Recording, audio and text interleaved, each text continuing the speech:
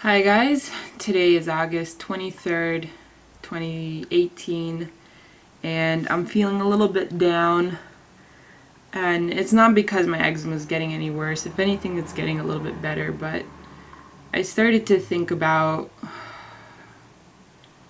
feel really sorry for myself. I have this fantastic dinner party planned this Sunday, so in less than 3 or 4 days. And I'm excited to have all of my baker friends come over. They're not vegan, and which is totally fine by me. I don't mind. But they're gonna come over, and I'm gonna make for them, amazing, compliant, low fat, no oil, vegan Hungarian food, because Hungarian is, that's the food that I traditionally like. That's my soul food. And I'm gonna make this amazing, or I had this plan to make this amazing like mushroom sort of stew. It's a pörkött. It just has like a ton of onions, peppers, tomatoes, and then mushrooms, and it's stewed down into this thick sauce, and it's served over pasta. And I've got brown rice pasta. Then I was gonna do some steamed potatoes with sautéed parsley and onions mixed into it. I was gonna do a big salad with avocados and greens, onions, tomatoes, peppers, things like that. Just sort of an American salad. And then there's this dessert. It's like a dumpling made out of potato and flour, but I would use gluten-free flour. You put in a plum, some cinnamon, and some sugar. You boil it, and then you roll it in breadcrumbs that have cinnamon and sugar. So the breadcrumbs I also found gluten-free. Put in maple syrup instead of oil, and cinnamon, and roll it in that, and it would be totally compliant, and it fits everything that I'm allowed to eat, everything I'm encouraged to eat, everything that would hopefully make them feel happy too and not deprived. And then my colleagues or my friends were asking me, like, well, what can you eat? What can we bring? And I'm so happy, I'm thrilled that people, would want to cater to me, but it got me thinking, like, about all the things that I can't eat. And I told them I can't eat wheat, corn, soy, nuts, oils. I don't eat chocolate, coffee, coconut. I don't drink alcohol. I don't really do refined juices and sugars and stuff like that. And I just got to thinking, as much as these things have helped me clear my skin, I'm not entirely 100% on the wheat, corn, soy, and coconut and all these things, but I have a hunch. And if I have a hunch about anything, I feel like it's just best to stay away from that, as opposed to placing all my eggs in that basket and maybe having, a flare-up. And it's just easier to avoid these things. But hearing it come out loud, hearing it said out loud, all these things that I didn't eat, I started to think, like, well, what do I eat? And they were asking me too, because of course they eat more than just, all those things. They also eat animal products, they drink, and they eat all these dairy products and stuff like that. So it's even more restricted to them, the vegan diet that I follow, than any other vegan diet that is already, I guess, typically hard to follow, though I can't see why. But yeah, it really runs down to, I eat fresh fruits, steamed vegetables, baked, sautéed vegetables. I eat lots of beans, lentils, and peas, lots of rice, lots of potatoes, oats, quinoa, and water, tea, and that's about it.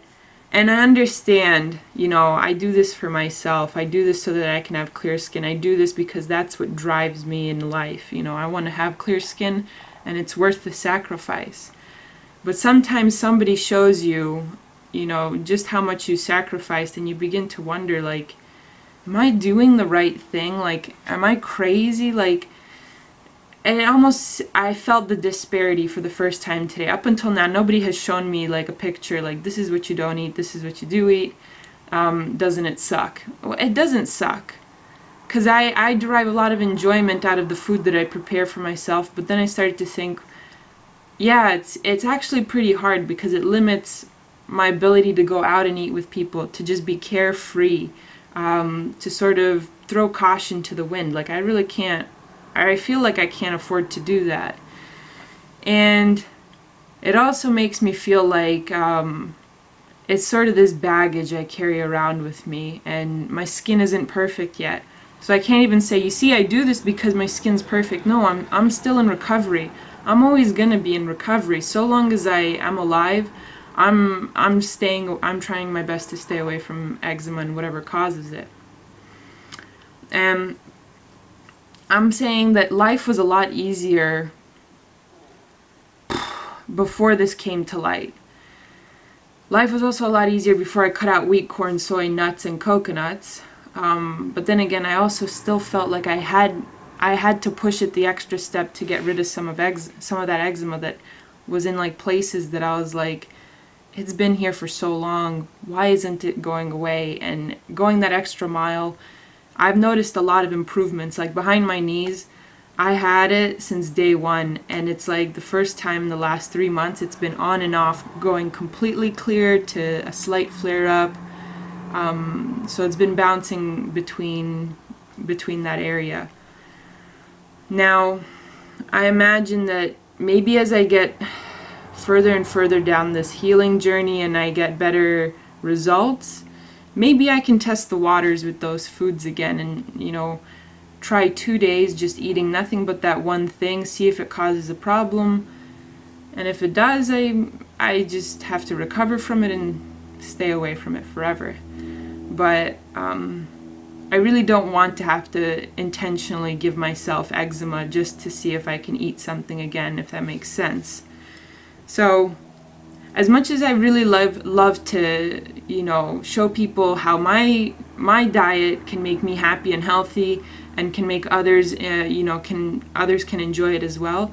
As much as that brings me so much joy and positivity to be able to share food with people once again as I used to, at the same time, it's just not the same as it used to be. I can't use a whole host of ingredients. I can't accept a lot of foods, and I can't just not talk about it. There's always going to be a conversation about it. And I pity myself, and I hate pitying myself. I don't want to feel bad about a decision that I'm making so that I can be empowered in life, because I make this decision so I can clean up my skin, so I can be functional, so I can love people, so I can help people, so I can kick ass. And unfortunately, sometimes I realize that actually takes a lot of effort. So, you know, sometimes I do get stressed out about this. Sometimes I do get bogged down, and I see this as debilitating. 9 times out of 10, I see eczema as empowering, that it's an opportunity for me to take something really difficult, something kind of negative, and something kind of you know, just bad, and turn it into something positive, make my life healthier, make you guys overcome your disease as well. But that 1 time out of 10, it just makes me think, like, why do I have this in the first place? This fucking sucks. You know, I'm sorry for everybody out there who's got it. I'm sorry for the people who have to deal with it on a daily basis, who have to interact with people, whether you explain yourself or you don't, whether you feel very self-conscious or you don't, whether you're very far along your healing journey or you just started. It just really sucks. There are many diseases out there that are like that. This is one of those sucky ones. And I'm trying to get over it. I'm trying to like find the positivity, because to be very honest, I'm in a place where nobody's cooking for me. No, I don't hang out with friends in the way that we go out and eat and drink, and I don't revolve around a social life that revolves around food. So in that sense, I'm very lucky. I have a lot of control over what I put in my body. My brother, on the other hand, you know, he works in finance. He doesn't work in food like I do, but yet, you know, he gets taken out to dinners. He takes people out to dinners.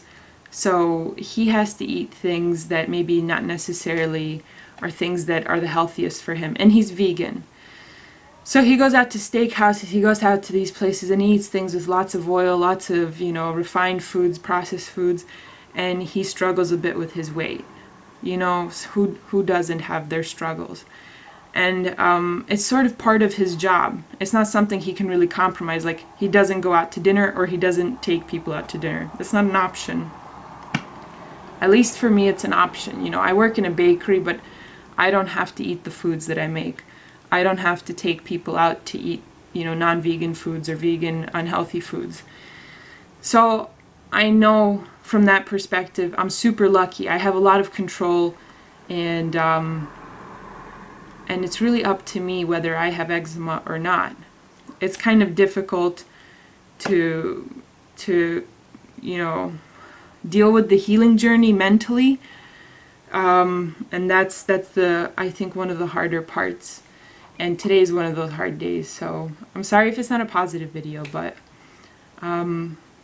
yeah, it's okay to realize that this sucks, and that people have it a lot easier. But then again, you know, everybody has their own struggles, I imagine. You know, something that somebody else worries about is something that's not even on my mind. You know, somebody might worry about their weight. They might worry about their joint pain. They might worry about some, honestly, maybe their eyesight is no good, or their hearing is no good. And these are just not things that I worry about whatsoever, you know? And I'm very privileged to be able to say that. But then, you know, they have perfect skin, and then they've got this other problem. So it's a give and take. So it's all relative. Everybody's got their little devils, or their, what do you call it, their struggles that they're carrying on their back, and not everybody verbalizes it, or it's not visible. Maybe eczema is more visible than arthritis, or maybe poor eyesight, or, you know, something like that. But yeah, I wouldn't worry too much about it. Everybody's got something, is what I tell myself. So yeah, I'm looking forward to this dinner. I'm gonna have a great time. I'm gonna try to get over the fact that I have the diet of basically a 2-year-old child who eats mashed fruits and vegetables, essentially. But you know what? I'm there for the conversation. I'm there to make foods that I can eat, and hopefully other people can enjoy it. If somebody makes something for me that's really weird and fucked up, and like trying to cater to my diet, and I'm like, shit, I really wish I could eat this thing that you were planning, but I can't eat that shit because apparently I'm like a walking eczema otherwise, I apologize. But at least we have a good friendship. At least we can enjoy the food that I make. At least you can have a good time listening to the music, having a fun time at my party, and hopefully, you know, it opens their eyes to, you know, just how hard or how far I'm willing to go to make other people happy, but also how hard I'm willing to take care of myself, because it ain't fucking easy to, you know, say no to temptations or cravings when people want to cater to, you know, all that fun stuff, and you can't do the same. So hang in there. I'm a tough cookie, and I hope you guys are tough cookies too. And you realize just how brave you are taking on this healing journey. So I'll see you guys later. Peace.